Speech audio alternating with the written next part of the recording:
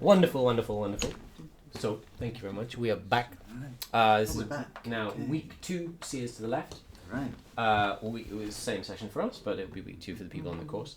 So we've now looked at the abstract system, the physical system of a piano, which we kind of talked about in abstract. We've understood how they fit all together. Yeah. And we have been left with a learning chunk, the final chunk of C is to the left, book 1. We just did it. Can you remember what it is? Final chunk. The final learning chunk. Final learning chunk was. Are there Which white keys which white keys do not have a black key between them? Absolutely. And can you remember that chunk? They are the B. And I was trying to remember I'll have to look down to your thing there. mm-hmm. Ah. Yeah. They are between E and F. Mm-hmm. And B and C. Absolutely. And can you play those notes now on your guitar? I can. Very good. In any place you want, but next to each other, right? Right. There's a B Mm-hmm. and there's a C right Beautiful. next to it. So if B and C and E and F are the only ones with no black key in between, C and D therefore have a black key in between, right? Right. So what is the key in between C and D? And can you play it on your guitar? This is C. You had C. Oh yeah, I had C. If we go C. 1 fret up, what do we get? Do we get D? No, No, because between C and D is a black key, it is. which we call C sharp. or D flat. absolutely C sharp or D flat, and then Yeah. finally we get to D. D. Very nice. So here we are now taking that abstract system and imposing it on our instrument. Now there are different challenges involved, but if you can remember that B and C and C and D. oh well, those are on that string, but if you remember that B and C and E and F are the only ones without a black key, then you can work out all the others, whether you go down a string or whether you go all the way down to another string or whether you go all the way up, right? All right. But it's not as simple as that, because if you're on a piano and you want to play an F and an F sharp at the same time, you can, you just press both. But on the guitar, we can only have one note per string. Sorry, could you repeat that? On a piano, Yeah. can you play the note F and F sharp at the same time on your E string? So on Right. on your On on any one Any string, can you play F and F sharp at the same time? no. No, because you have to use the string for each of those notes. Yeah. On a piano, it's like there's an F string and there's an entirely separate F sharp string, and you can play them both at the same time. Okay. You can play F and F sharp at the same time. Oh right, I see what you mean. So that is where it becomes more challenging to apply things that are very simple on the piano to the guitar, Right. right? Right. So now we'll see how well, because we've talked about triads and stuff, right? Yeah. The initial step, which you've already done, of taking this is to plot the notes out on our guitar and make sure we can find them. Right. We were doing that through the spider, right? We were. Should we do a little spider on just the high E and B strings and just do that? We can start on B and we get one semitone up at a time and name each note. B, B. C. C sharp, D. E. oh no, careful, because there's one between D and Oh, we're E, going right? with 4 D, fingers. D sharp, D and then sharp, E, F, F sharp, G, back to A. What's after F G sharp? sharp, G. F. G. G. So go back G to open. sharp, yeah. So go back to open E string. E, E. F, F sharp, G, G sharp, and then A. So if you go A, fret 5 with your first finger. Then can we keep going? A sharp, A sharp. B, B. C. B sharp. C. But between B, Well- there is no.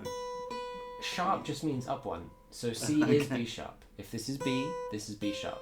It just so happens we can call it C. Okay. Because sharp and flat just mean up or down. Yeah. They don't actually mean a black key. They can't, because you can have sharps on the guitar. We have no black keys. Gotcha. Gotcha. Yeah. So B and then C, which is also B sharp. B and C. And then after this is C. C. C sharp. C sharp. D. D sharp. Back to E. Same as open string. Absolutely. Right. So the problem on the guitar then is, how do we use these notes to make more complicated things? Mm-hmm. We can't just play any two notes we want. We can't play those two notes. Unless we do, we have to reinvent it. Right. So the challenge of turning this knowledge into music on guitar is kind of weird, right? And that is what I thought we could do today that will kind of segue into what you were talking about. Because you were talking about hearing things and checking chord shapes up and down the fret and moving them around and stuff. Right. And it's basically all because of this problem. Mm-hmm. That's why it's so tricky on guitar. You ready? Yeah. Very good. So we're going to step back just to where we were before and go a couple of leaps forward. So let's get a screen capture for the thingy. I'll put it up on there. So here what do we have here? C. We have what do we have with all of these? We have the C major scale. Can you play that on the guitar? Yes. Very nice. Let's hear it. Can. This is C. D. E. F. G. A. B. C. Very nice. Very nice. Beautifully. I was going to ask you if you wanted to reflect on how you were doing that, but no. Let's go. So have we done book 2, Triads? Did we do them? I don't think I've done that with you. Okay. So what I'd like to do with you today is to connect what you've learned on guitar with how it manifests as theory on the piano. Okay. Yeah? Great. So if I say a note is a note, have we had this conversation? Yeah, probably. So a note is a note. Why do I say that a note is a note? Can't be anything else. It's just a note. It's a note. What is it not? It's not a donut. It's not a donut. It's also not something very specific. And if we've discussed it, the answer might pop up. A note is a note. A note is a note. A note is not two notes at the same time. Okay. Because that is... a chord. Not yet. Not yet. Oh, arguably. Two notes at the same time is the sound of sound waves interacting with each other. Right. And that is what we call harmony. That was my first answer. I was thinking it's harmony. There you go. It's harmony. So a note is a note, two notes is harmony, 3 or more notes is a chord. Now, some people disagree with that and say that you can have a 2-note chord. They call it a dyad. I just don't find that a useful category. Right. So I like categories when they're useful. Yeah. And that is a useful category because a note by itself doesn't interact with other notes. Right. Right. 2 notes start interacting with each other, and 3 notes start interacting in lots of different ways. Yeah.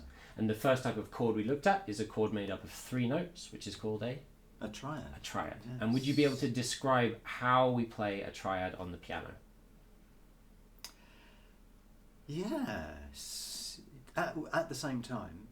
You could say I want to play the notes of the triad at the same time, or I want to play them at different times. I believe pianists refer to that as a broken triad, where you don't play it at the same time, or a broken chord. Right. I also don't find that a useful category. I find the category of a chord to be useful whether or not you play it at the same time, or whether you're thinking it one note at a time as a melodic. So I will play a triad on my saxophone, and that makes sense to me. I'll play one note at a time. Yeah. But it's still, to me, a triad. It's still a chord. Okay. Right, well, I would grab 3 fingers. Grab 3 fingers. And I would go C, D, F. Now have a look at that. Is that what you would do? Well, no, because again, my first inkling when you asked that question was a triad would be missing.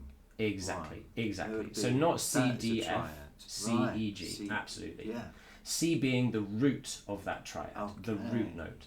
Because a triad just means you take a note of a scale, you skip a note, you take a note of a scale, you skip a note, you take a note.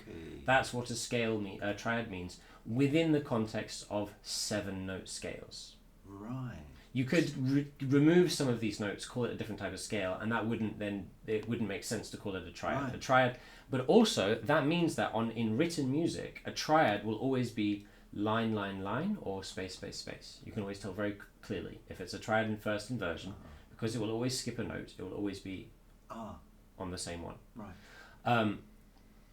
So if we started with our root note on D, what would the triad be? What notes would make up the triad? It would be a D chord. It would be a D chord, but what notes would make up the triad? It would be D, F, and A. Absolutely. Would you be able to tell me what quality of chord that would be?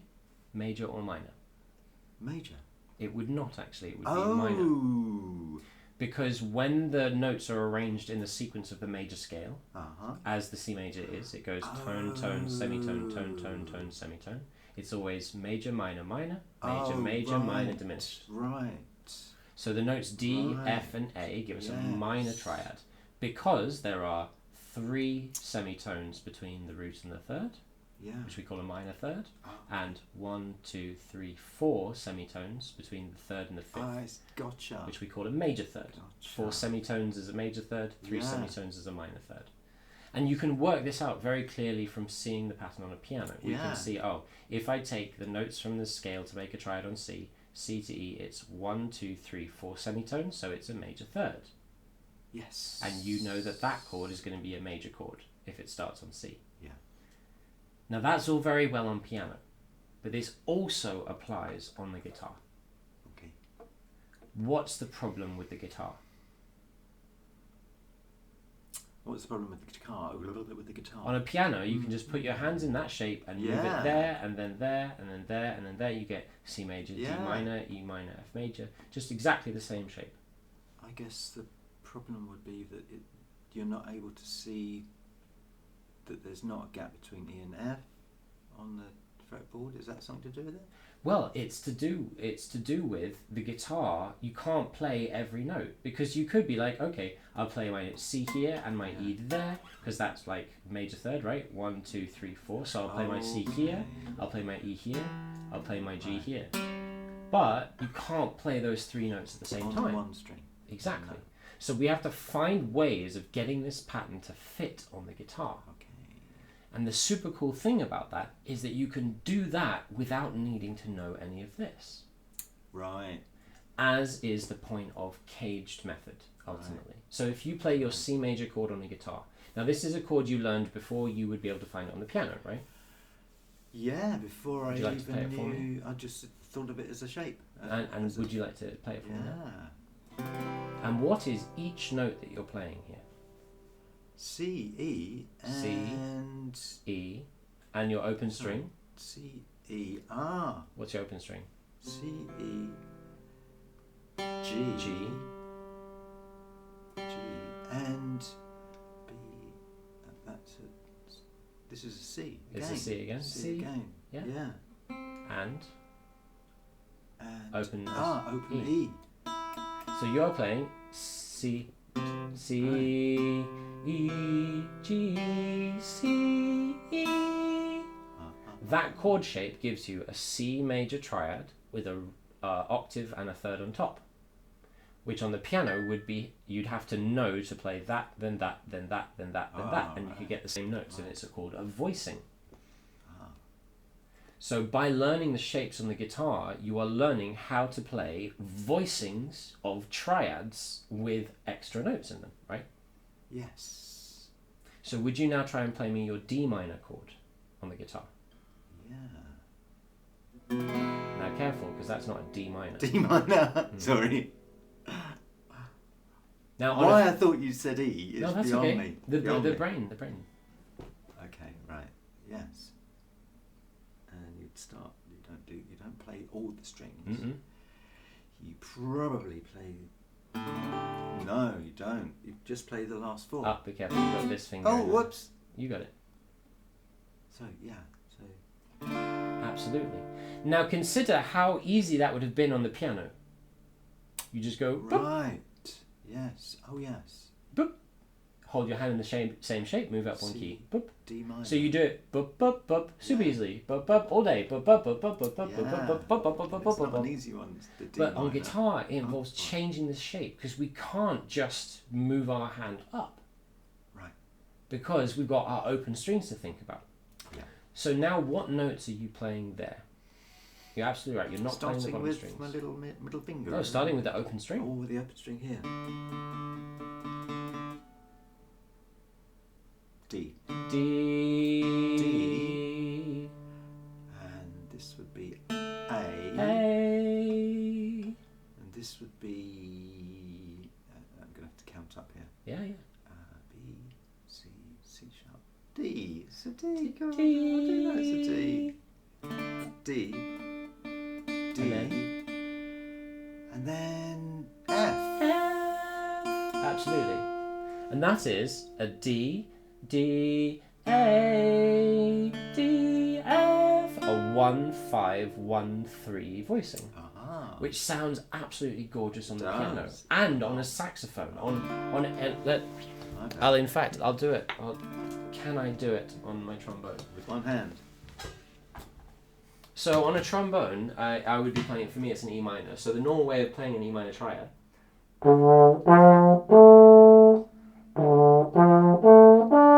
But you're playing it.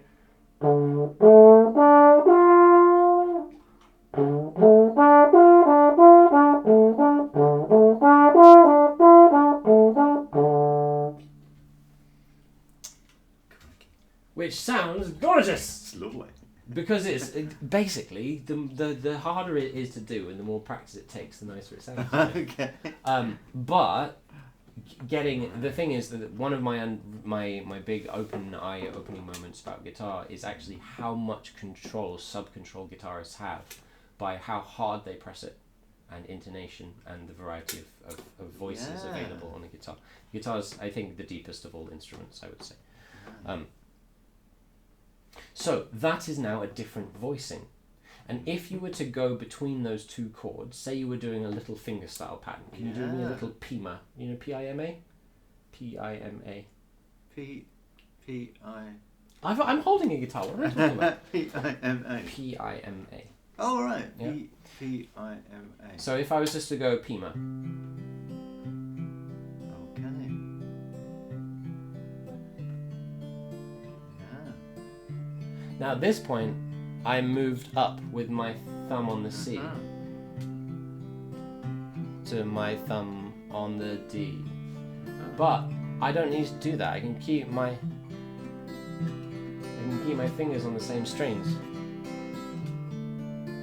and get gorgeous voice leading just because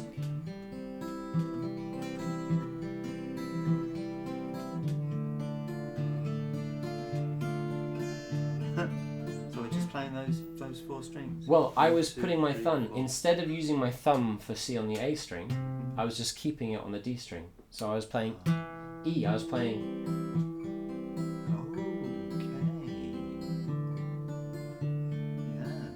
Which is voice leading. And that's the power of the guitar. That's why it's so easy, or at least so accessible, to make really cool sounds on the guitar, because you're changing the shape. By learning the different shapes, it's programmed with voice leading. To make that sound on the piano, you'd have to know exactly where you were moving each voice from and to. With guitar, you just keep your fingers doing the same thing and you change the chord and you get super cool, all these cool kind of things happening. So, now I am thinking about how to resolve this for you as something useful you can use, a tool you can use, because there's been lots of abstracts and I don't want it to get too nebulous. Do you want to reflect at all? You know, I've had ideas about what voice leading is, and I don't know why the leading word gets me a bit flummoxed. But I'm getting a little grasp on it now. it's quite a. Still don't think I quite know what it is. Fantastic. After you've explained it really well. No, because I haven't explained it. I've alluded to it. And the guitar has a superpower that you do voice leading all the time, but it doesn't necessarily occur as to why. And that's wonderful. And I'm really glad that's the question, because that is the next lesson. Yay! But I can give you like a kind of previous answer into it. So the basic idea of voice leading is that if we were to imagine that chord, can you imagine your C major chord? Right? Yeah. And can you play each of the notes? If you change that chord to an A minor chord, can you do that now? But can you try and do it in open position? It will become more. It will be more helpful. A minor. Or this one just goes there.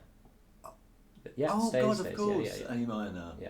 Yeah, I do know what an A minor. So if you like to play each of those chords for me, just nice and in a calm, relaxed way. Okay.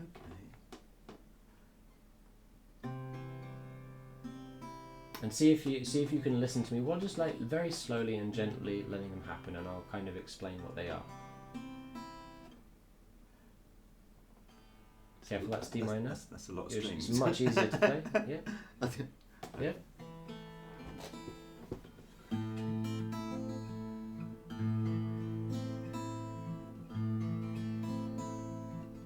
And back to C.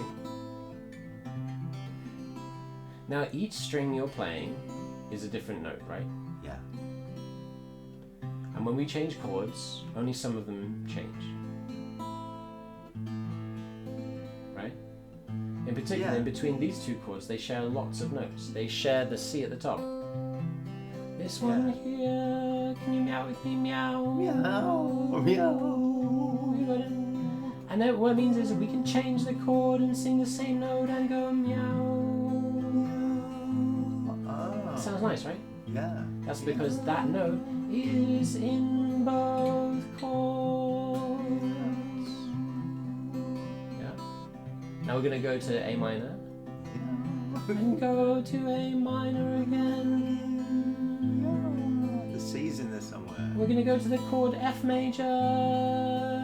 But meow. Now he's in the same chord and back to C. C. You got it. So the idea of voice leading is that when we sing a line or play it on a melodic instrument, our voice doesn't like doing big leaps. Right. It likes staying on the same note. Yeah. And when you go from one chord to another, on the piano, imagine you're going from your C chord to your F chord. Okay. Right? You could, this is one voice, two voice, three voices. You could jump them all up. Right. So this voice goes C, C, C, D, F, C, F. Right. But F, A, C. Yeah. That chord contains the note C. Yeah. So it means that instead of C jumping up to be the new root note, C stays there. That voice can stay there while E can go to F, G can go to A, C can stay on C. And instead of C, E, G, we now have C, F, A, which is actually an F major triad. I get it.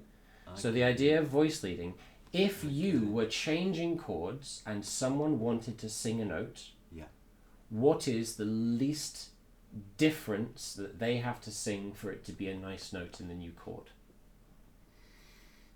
The best voice lead is where they can sing the same note. And it becomes a different nice note in the new chord. It's a nice note, but it's a different note. It's no longer the root of the chord, in the case of C major. C. C is now the fifth of it's F. In there, but it has a new flavour. Exactly. Right. Yeah. But also, it's very effective if you can go one semitone. So, for example, if we were going from the chord C, E, G to the chord G major, right? Okay. G, B, D. Right. Now, we could go C, jump it all the way up. Right. But you're going to say We keep the G, Right. and we move the C semitone down to B. We move the E semitone down So to D. Yeah. The C has voice led to B with a semitone. Yeah. The E has voice led to D, and those have both gone to notes in the new chord Uh-huh. without doing a big jump. Clever. And that's the print. Basically, the smaller the movement it can be, the nicer it sounds. Right. So let us, in fact, and this is actually this is perfect, because to be able to do this and to understand how to be able to do this is the point of understanding the game C is to the left. So let's take a very basic chord progression. Would you like to choose choose any iteration of the 4 chords? 4 chords that we Have we just done been the 4 talking chords? about. 1, 5, 6, 4. C major, okay. G major, F major, A minor, F major. They're known as kind of the 4 chords. They're every song ever. Oh yes. They got great voice See what leading, you that's mean. why. But I'd just like you to choose an arbitrary. Oh, this would be a great opportunity to play the chords game. Oh yeah. What's the chords? So what we're going to do is we're going to write an 8-bar chord progression and a melody without thinking at all. We're not going to do any thinking. Right. This is called the chord game. I'm really, really glad this manifested. This is super cool. This will actually demonstrate things beautifully. And as a comment to the camera, this demonstrates very clearly how the Tao of jazz, formerly Music is Easy, can be adapted to any task by any learner. We're going to turn this principle into a piece of music that demonstrates and harnesses the power of voice leading. Okay. Yes. So the first step is we're going to write an 8-bar chord progression using 4 emotional flavors, not chords. Happy, sad, something happens, and emotion. Right. How would you like this story to start? Ooh, happy. Happy. So we're going to start with C major. Okay. Does that persist, or does that end quickly? No, you've got to go somewhere else. What happens? Happy. Something happens. Something happens. G major, or just G7. It's fine. Right. The dominant. Something happens. And what was the other? That was 4. Happy, sad, something sad. happens, and emotion. Oh, sad. So we go happy, something happens, sad. And then we have some emotion on the end. May I suggest that it's to the other way round. Oh no! May I suggest to extend the sadness? You can have yes. 2 bars of A minor. Of course, we've got other boxes. We Yes. can put things in. And then emotion. Yeah. Yes. Yeah. Emotion. So we have happy, Yeah.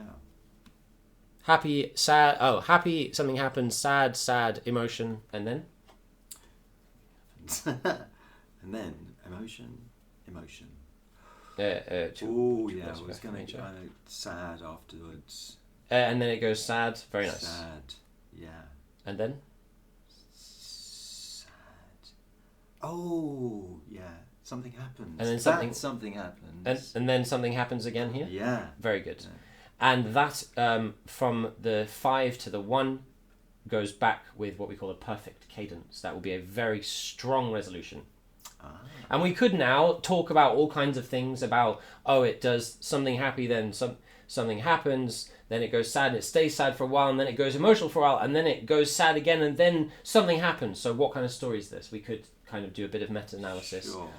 But I don't want to spangle your brain too much. I want to get into try the not voice to leading. overthink it. First thing, let's try and play it. I'll put it up here so we can Right. see. Do you want to just have a go? Should we just have a go?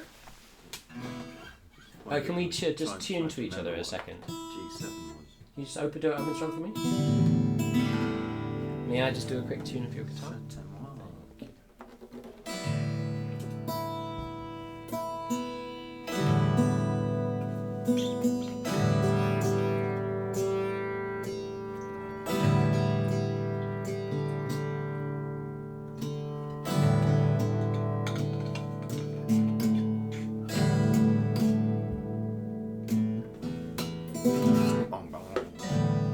Thank you. So, do you want to count us in? And I will support you. You can do a strumming pattern or whatever you want. Just try and get through the chord progression Okay. once. C, G, A, Doesn't have to be right. G7, G major's fine as well. Yeah. Yeah. Okay. You want to count us in? 1, 2, 3, 4.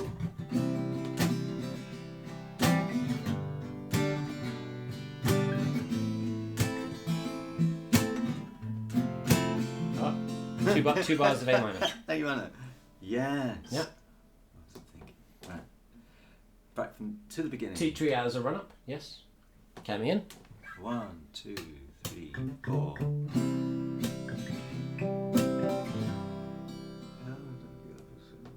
That's okay. Triads a run 1, up. 2. We're going 1, 2, 3. First line, second line. Yeah. Right. Okay. Yeah. 1, 2, 3, 4.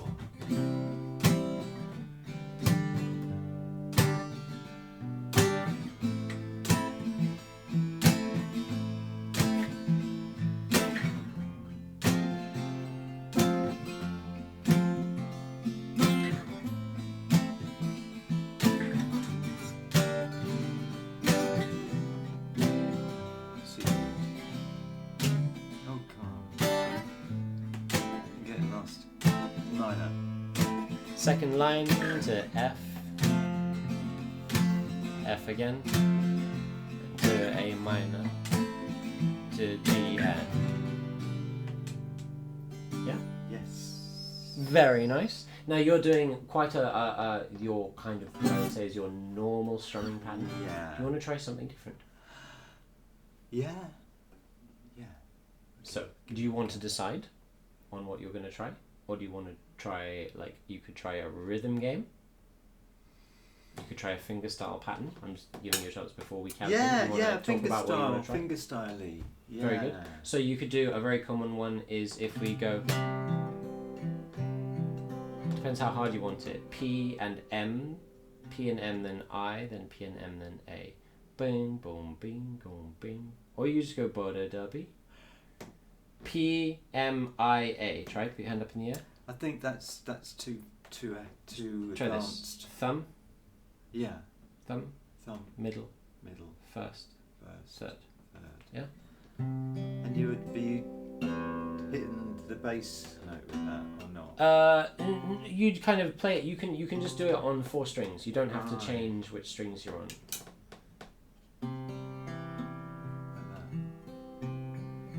Yeah. A 1, a 2, a 1, 2, 3, 4. To G. To A minor. To F. It's too much. It's too much. Okay. I'm trying. So what I should be doing, I think, is counting out loud the beats. Let's do it. Because I'm not feeling it. Great. So let's count out loud and strum on 1 and 3. Yeah. Are you ready? Just make it easier, I think. Yeah. Yeah. And fingerstyle, I have to forget that. So remember how we separate our practice into 2 phases. There's the practice phase and there's the testing phase. What were we doing there? By just counting in and going, were you practicing this or testing it? Oh, God knows. Did we do any rule of 5s? No. No, so you weren't practicing it. So these have been each tests. At any point, you can slow down. Okay. You say, hold on. Right. Because you can try to just get, and I'm testing myself as we go. Like, I'm seeing if I can do it, you know? Okay. So there have been, you've made several mistakes. Yeah. And I haven't turned the ed level up. Right. So if we make a mistake, what do we do? I've said, do you want to treat that as a practice run? I said treat that as a trial when you made a mistake. Right. Because this is deciding, are we yet testing ourselves in order to play the rule of 5? To learn this, I'd rather not think of mistakes. Absolutely. If I make mistakes, so what? Really? Well, no, but the point is, it's the making the mistakes that teaches you how to practice it. You're right. So we made a mistake because we were trying to play it in time. Yeah. There's no need to do that. Well, it is if I don't know when to go to the next call. Oh, no, but check it out. Time. No, there isn't. Only if you're testing yourself, but you don't need to test yourself yet. So, okay. So check it out. Just get ready. All right. Play and say C major. C. Great. We're accurate. Yeah. You ready to play G? G. G. Yeah. Have we made a mistake? No. No. Why? Because it's piss easy. Because we're not testing ourselves. We're giving ourselves all the time we need to learn it. Yeah. What's the next chord? This isn't what I'm finding hard. I'm finding not knowing the time. I know, and that's what I'm guiding you through, because as Okay. long as you have to, as long as you're still not just knowing what the chords are, the time will flummox your brain. Okay. Yeah? I believe. We haven't made a mistake yet, because we're Right, currently right, practicing, right. And that's the point, is that adding time is a test. Okay. It's not a way of practicing it. This is a way of practicing it. Never get it wrong. We're still playing G, right? We are. Point to see where we are. Can you point to where we are? To the top second. You point to where we are. Yeah. What's the next chord? A minor. Point to it. A minor. Let's play it. A minor. And what's the next chord? It's another A minor. It's another A minor. Beautiful. And what's the next chord? F. You ready? And the thing is, you can just take as long as you need. F. Yep. Yeah, of course you can. F. And then we have an A minor. A minor. And this is the thing. Anytime you do a count-in and impose a time limitation, you're testing. And this is the issue, is that we were in the process of learning, but we started testing ourselves. All right. And you kept on making mistakes, which was information. Yeah. I kept on making mistakes, which was also information. Right. And we're still on that last chord. We haven't made a mistake yet. True. And back to C. That's one. Very nice. Would you take us through the chords again? Just like that, but you kind of lead and use your body. Tell me when we go. I'm going to play a C, right? C. And we're going to play G. Then we're going to play A minor. Then another A minor. Then F. Then another F. And the A minor again. And at the end is G. G. Yeah. And again. C, G, A minor,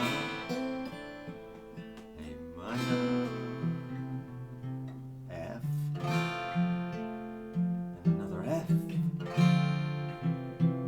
A minor, and G,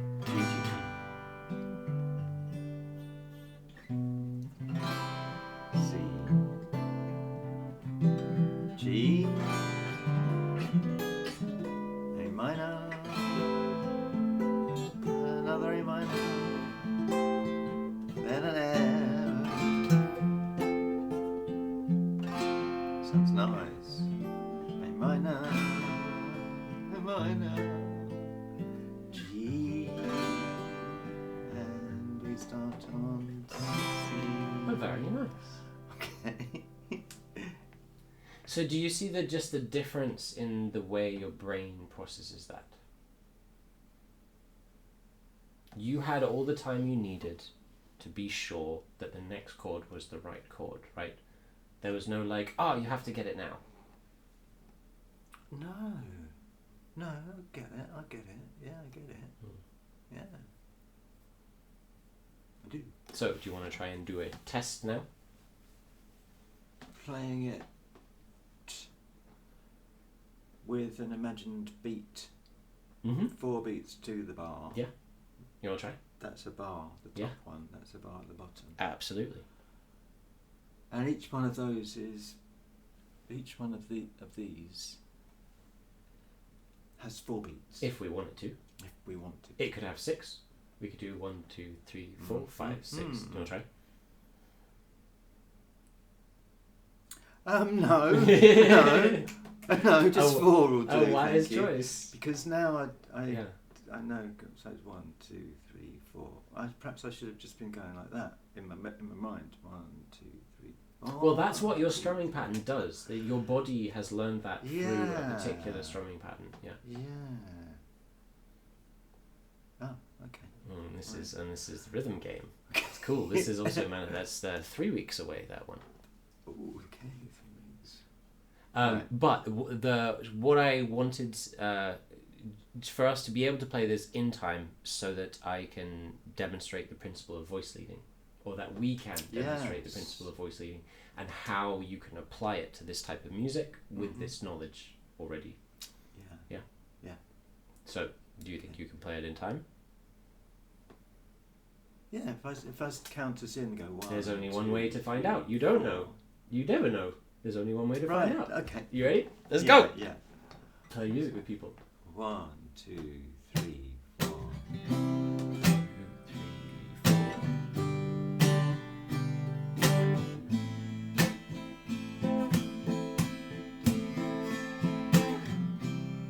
Oh, F. Second bar of F, then to A minor, then to G, then to the top.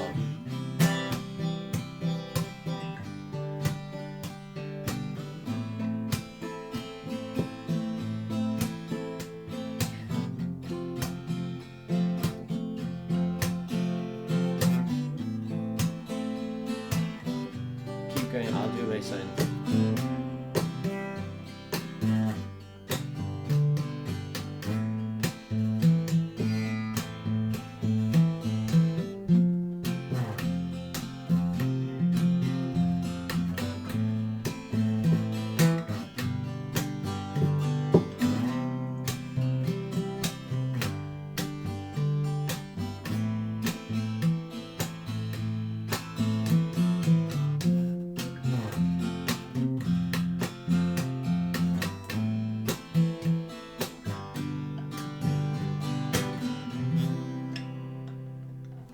Got it.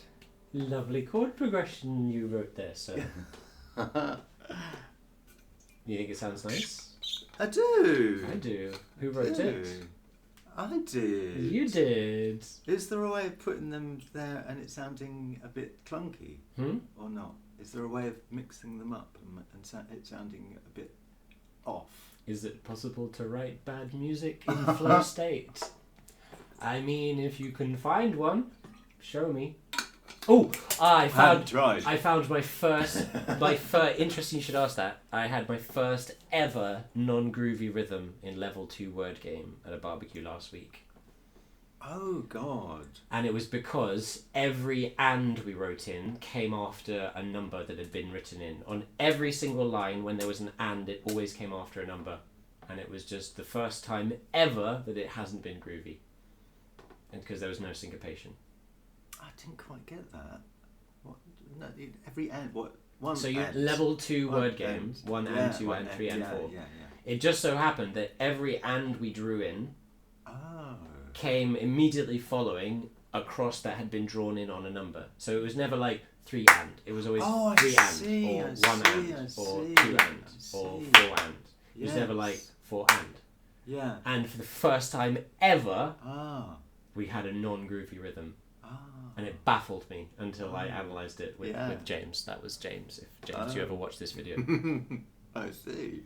So hypothetically, yes, it is possible to have ungroovy ones, and ones that don't sound good, but you'd really have to try. Yeah. I think you'd have to try really hard to write something that didn't just sound beautiful when people try and make it sound beautiful. Yes. But we ain't even there yet. Right. That music just sounds good. This is This is arbitrary composition. Yeah. This is what Kenny Werner says, and I think it's gorgeous. I don't know if I've heard it before. I don't know. I might never have heard this chord progression. These are the 4 from that video. Those Aussies. Well, Not playing. No. Whatever's. No. No. That is a very specific combination of those 4. Yeah. These are the fundamental chords of Western music. Oh, okay. Right. And they all sound good together. Because they voice lead real nice. Right. And that's why they sound good. And that's why they sound so good on the guitar as well. Because if you just play them in root position triads, they don't sound anything like what we just played. It's the voice leading that makes them sound good. And this is where what I want to show you about voice leading. So, there's not too much of a jump between each chord, not too much of a E. Well, that's how we do. So now can you tell me the notes in each chord? Oh, Just the triads. We're in the key of C major. It's easy. Yeah. Oh, of course it is. C, yeah. then Yeah. plays C, skips D. Oh, we're thinking about just the white keys, aren't we? Yeah. C, E, E, G. G. Beautiful. Right. A G, don't worry about the 7, just the Right. triad.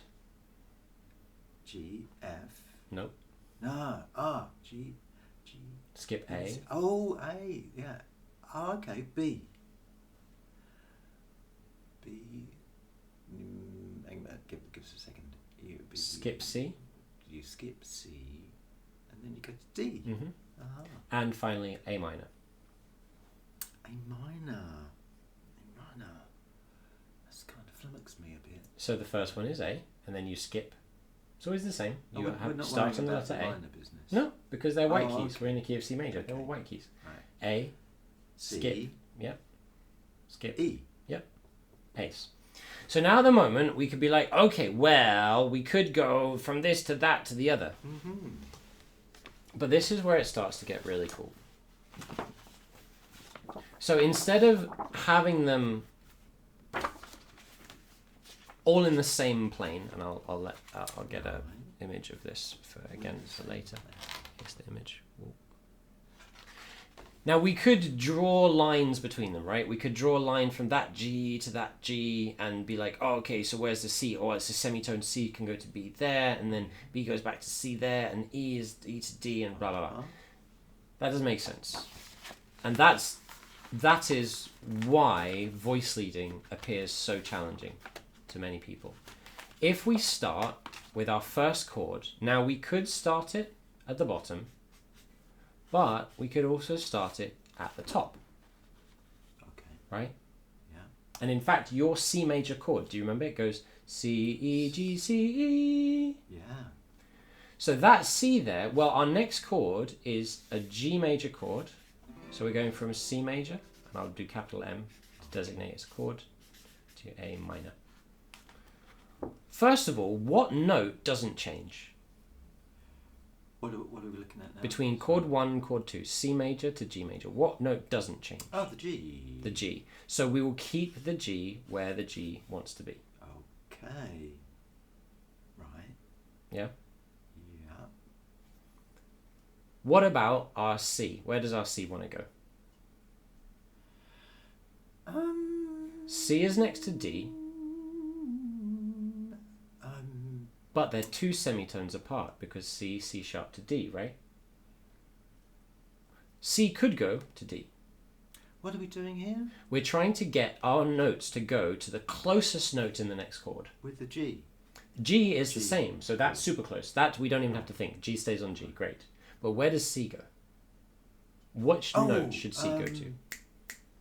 Right, kind of getting it. G's gone to G, G's taken. D. Well, C and D are next to each other, but C and D are two semitones apart. Right. C, C sharp, D. But C and B are only one semitone apart. Okay. So instead of C going up to D, we're going to take C down to B because it is a better voice lead. It is one semitone. And in the chord of G major, the third is a really nice flavoured note. Right. So our C could go up to D, but it could also go down to B. If it goes down to B, it leaves our E to go to D. Okay. And DE would then go down to D, right? So our C, G, E, C's gone down to B, G stayed on G, E goes down to D. Don't worry, on the guitar it's impossible to tell, but this is what happens when you're playing your chords. Mm-hmm. And we're going to be able to experiment because it still meaningless. This doesn't mean anything. It's just squiggles. Right. It's squiggles we need to get through to get to the sound because we have one more operation to perform. We need A, C, and E. We have D, G, and B. We need A, C, and E. I'm kind of losing the plot of what we're actually doing here. These are the notes that make up each chords. Yeah.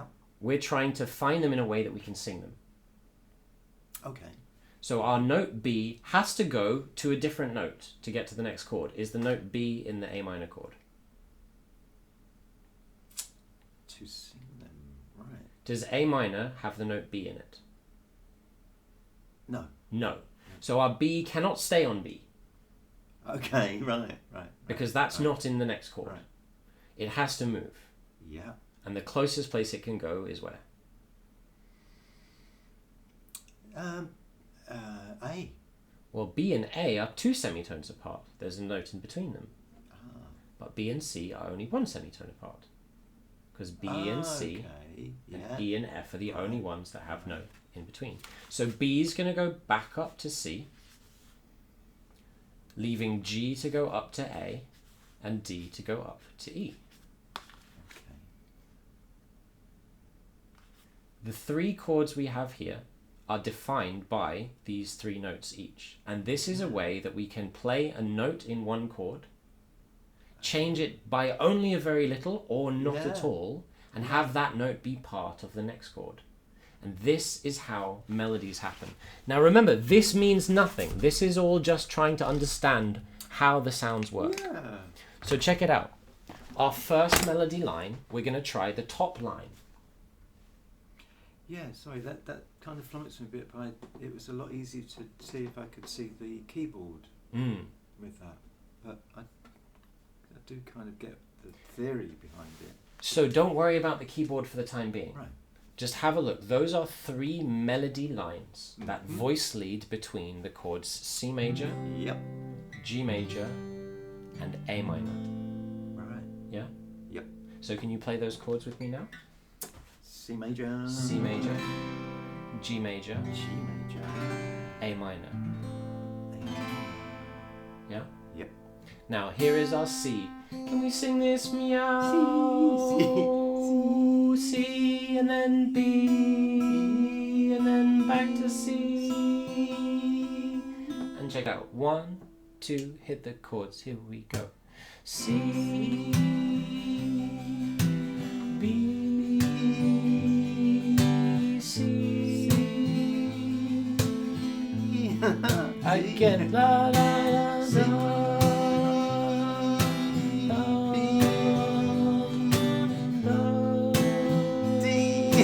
Don't try and sing them, let's just sing the la, la, la,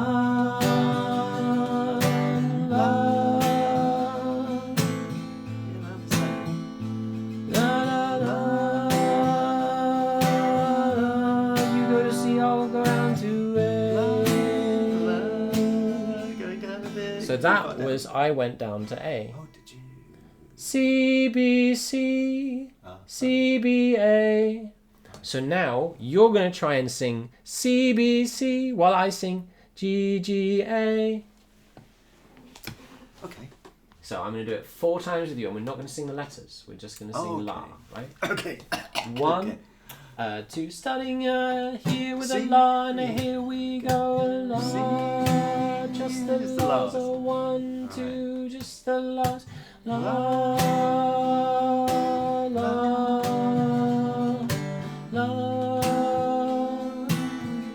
Do it again, and here we go. La, la, la. 2 more times, nice and loud. La, la, la. This is the last time I do it with you, then I change a la, la, la. And you have to keep singing those same notes. Say ready, here we go, it's pretty hard. La, la, la. Very nice, a la, la, la. I'm gonna go down to the next line is la, la, la. Very nice, I'll do the la, la, la, la, la, la, la, la, la, la, la, la,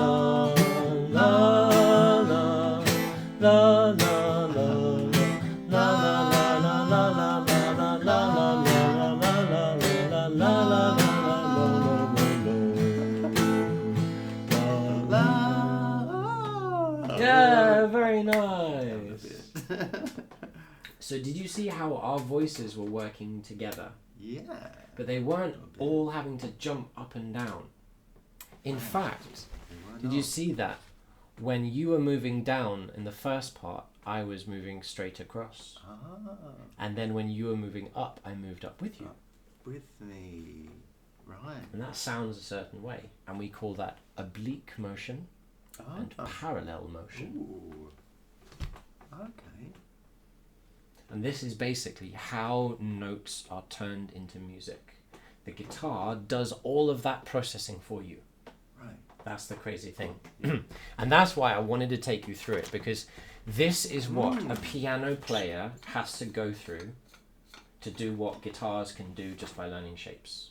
Right. To do that on a guitar, on a piano, you have to know all of this. You have to hold it all in your head. You can see it very clearly, but you have to hold it all in your head the whole time. And that's basically what is coded into the stuff you're learning.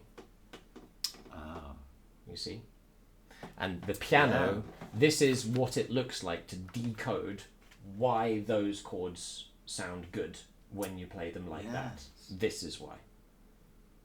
And if you can do this on other instruments with the human voice, for example, it's just magic. Right. And it's super simple. It's just buried behind layers of cymbals, because it's all sounds you've heard 1,000 times. Yeah. And you might like write a voice lead line and then sing it and be like, oh, that's from that part of that song that I remember so strongly. Yeah. Because there are, in theory, only a certain number of different ways you can do it, but in reality, doing it on a Monday is different from doing it on a Thursday. Yeah. You know? So Yeah, too right. Yeah, totally agree. so that was very interesting. That kind of went. Do you want to reflect? I hope this was kind of relevant. You came with a question about voice leading and about moving chords around. So I thought voice leading had to then become a non mind-spongling thought. Yes, now I actually think I know what it is. Amazing.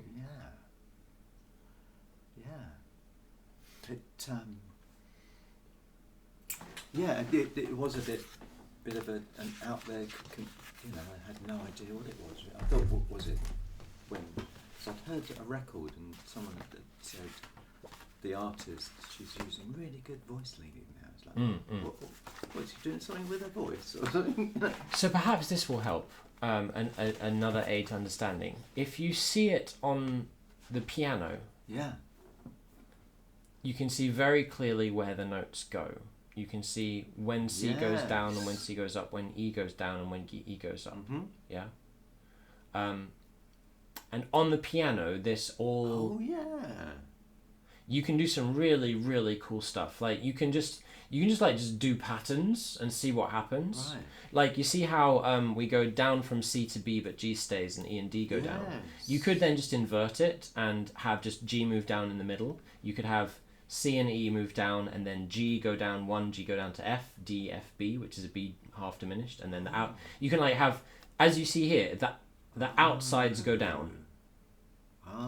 And you can create functional harmony just on a piano by starting with a shape, then be like, okay, make the outsides go down, and then make the outsides stay, but the middle go down, and then make the outsides go down, but the middle ones stay, and it's like spiderwebbing down the piano. And that's something you can kind of do on a guitar as well, but you have to get a bit deeper. Like, for example, this is tritone substitution of a certain chord sequence. But yeah, you can do crazy stuff with shapes and figure out how to justify it later. So that's one of the craziest things. Tom Walker, one of my claims to know someone famous, Tom Walker, is doing very well for himself, is a phenomenal guitarist. Had some of my favorite, like what he did.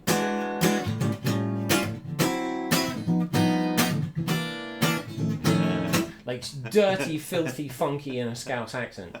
Manky, I'm sorry, Manchester, not Liverpool. But he didn't know what the chords were, which baffled me, because I couldn't. The idea of having them in my toolbox and not seeking to define them baffles me. Like if if something works, I want to be like, whoa, what, how, why does that work? What is it? How can I use it? And he'd just been, that sounds nice. Yeah. Yeah. And probably like maybe he had learned it or listened to music and learned it from tabs by doing his own research, and was making the funkiest chord progressions I've had without knowing why any of them were called, which is just amazing. So point being, it's a lot harder to understand on the guitar, and yet it's being used all the time. So because now you know it. So for example, do you have any chords that you really like together, like open position chords? Open position chords, wouldn't really know until I heard them. No, not C and really. F. You literally play them. So think about each note. What does, so if you're going between those two notes, what does the G string do? Just play the G string. Play the full chords. Play the full chords. No, not the open G. Play the note that is being played on the G string in the chord. In the C chord is G. It's open. But in the F chord, what is it? It's turned into an A. Because that's the closest note to the note G that's in the F. G is not in F, A is. So that string, when you play between the chords, that string is voice leading G, which is the fifth of C, to A, which is the third of F. G, la, da, dun, do. What about your that string, your D string? What is your D string doing? The D string looks. What note is it playing in the E chord? I see. Well, what note is it playing in the C chord, first of all? What note is being played on the D string? What note is that? It is E. Which is the third of C major. And then it goes to... F. F, which is the root of F major. Right. Voice leads third to root. La, la, la, la, la, la, la. That's the voice leads E in the C to F in the F to G in the C to A in the F to C in the C to C in the F to C in the F, which stays on C. C in the C, which is C in the F. Because the great thing about chord 1 and 4 is the root note of the 1 chord is also in the 4 chord, and it sounds great. Amen. It's known as the Amen cadence. Amen. Voice leading C in and 4. C in F major to C in C major is known as the Amen. Lovely. So did you see that each of your strings is a voice? And when you move between those chords, those strings only have to change by like a semitone or don't change at all. Yeah. That's because each string in your guitar has to voice lead. It has to stay somewhere close in the same place on it. It can't just, otherwise you're just going whoop, whoop, whoop. And that's why sounds like that. Yeah. Because that's not voice leading, it's moving root position. Oh, right. Fascinating. That makes sense? Yeah, it does. So, we have a song, and we have a melody. We have C major, G major, A minor, F major, twice, then A minor, then G. And we had a melody, la la. Here we are, we had some melodies here. And now we can try and improvise a bit using the notes we wrote. Oop. And this is the result of turning C's to the left into a pattern between the piano and the guitar. The values of comparative diagnostics. Week 2 plus a bit of week 4, I think it was. I mean, this is book 2, so. This is book 2. Yes, actually, this is book 3. This is Voiceleading's book 3. This is book 3 stuff. Confines. Uh-huh. Ready? a 1, 2, chord progression 1, a 2, a 1, 2, 3, 4, C.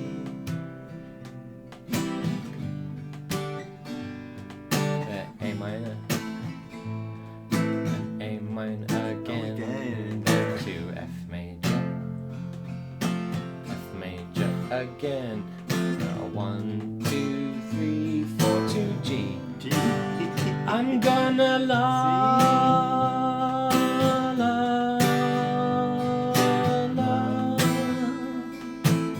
Then I'm gonna voice lead on the C, on the F and on the C, on the F and on the C, on the A minor, then the B, on the G. Meow meow meow, meow meow. And we hit the C, a C on the F and the C on the F and the C on the A minor to B on the G, C, D, E to the D and a C, B, A. Because now C, B, A works over F for C, B, A and a C, B, A over A minor but not B, A, G and do E, G, D, D, C, the B, C, D, B, C, C, A. I'm sorry, I haven't tried this yet. Holy smokes. It's a bit of a mental one. You're doing it with your brain. One more time. I'll try and do that again. 1, 2, 3. C, D, E, D, E, C, A, B, C, B. A is good on the F. A is good on the F, and A is good on the A, and a G on the G, A, B, G, C, D, B, C, D, A, B, C, D, E, A, B, C, C on the F is a good note, C, D, E, D, C, C on the A minor to D on the G, and a E.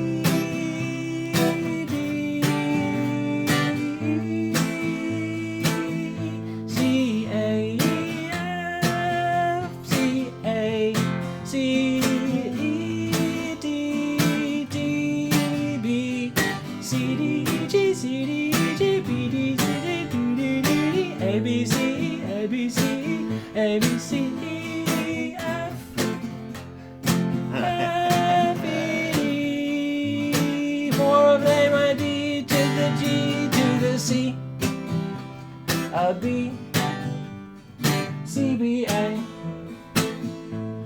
C, B, A, F,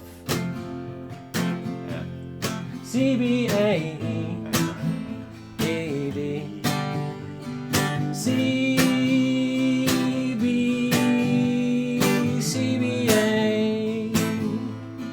C, B, A, F, C, B, A, E, E, D with La's. La,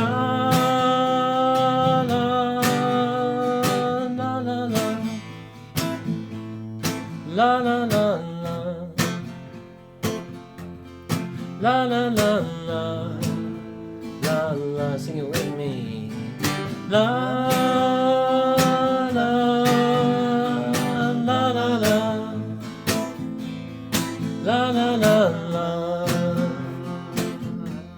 la, la, la, la, la, one more time with me, la, la, la, la, la, la, la, la, la, la, la, la, try and stay on that one, you'll notice here I'm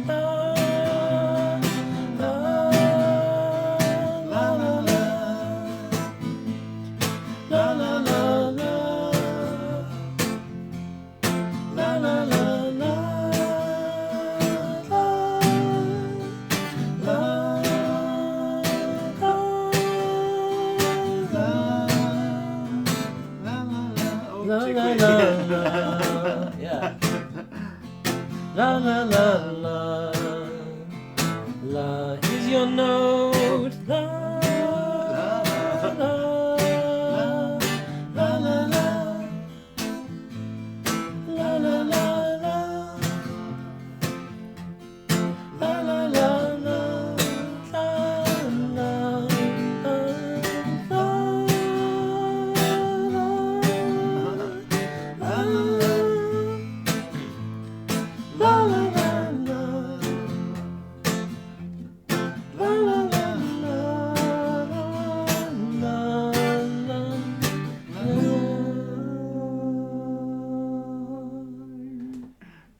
Yeah. Nicely And done. I think that was beautiful. And we have it on film, so we can play it again. And it was a learning thing. And hey, you held your pitch and you held the melody. Fantastic work. Thank you. That means I get to sing harmonies with you, right? Yeah. And that's the beauty. If we can if we can use our voice confidently as a tool to explore pitch, then we each get to experience the joy of singing harmony together. Yeah. It's nice. I mean, I kind of want Sounds lovely. to work more on this song. It's gorgeous. Nice. What do you think? I mean, I think that was really nice. I think some really nice ideas came out of it. Yeah, definitely. And that is make music. Yeah. So this is a combination of a number of different things. This is like quite an advanced use of the Tao of jazz. I keep wanting to call it music is easy, but we're changing it. So we started with the chord game. You paint a progression in emotion, ultimately. Oh yes. Right? Yes. We then looked at what notes made up each chord and how they could effectively voice lead. Yeah. Yes. By finding what's the closest note in the next chord that this note can go to, such that when we sing it, it's nice to sing. That's a revelation. I've never had that explained or found it on any, learning tool. Yeah, well done. I'm very glad. Do you see? It's you kind of have to go through this complicatedness to understand why it's not more understood, really. Because once you get how it works, and remember I was saying, this is not it. This is not what it is. These lines and squiggles, these are not it. Because that's the process by which you can understand and achieve it. Yeah. But when you hear it, it's unmistakable, right? Yes. Like those sounds wanted to happen together. Yeah. They wanted to go. Yeah. And they're just fun and lovely to sing. And that is one of the most satisfying feelings, I think, in music, and I've had this both with the voice and with wind instruments, is when, say, you're the one singing that G. Okay, yeah. And the entire section changes around you. You stay playing the same note, but it feels different. Right. It's just an incomparable feeling. And that's the joy of voice leading, and that's the joy of harmony. And that's why it's so sad that it's locked so far away inside the guitar, where you just can't, even knowing what you know about the guitar, that still doesn't make any sense. Right. Maybe literally even because there are just lines.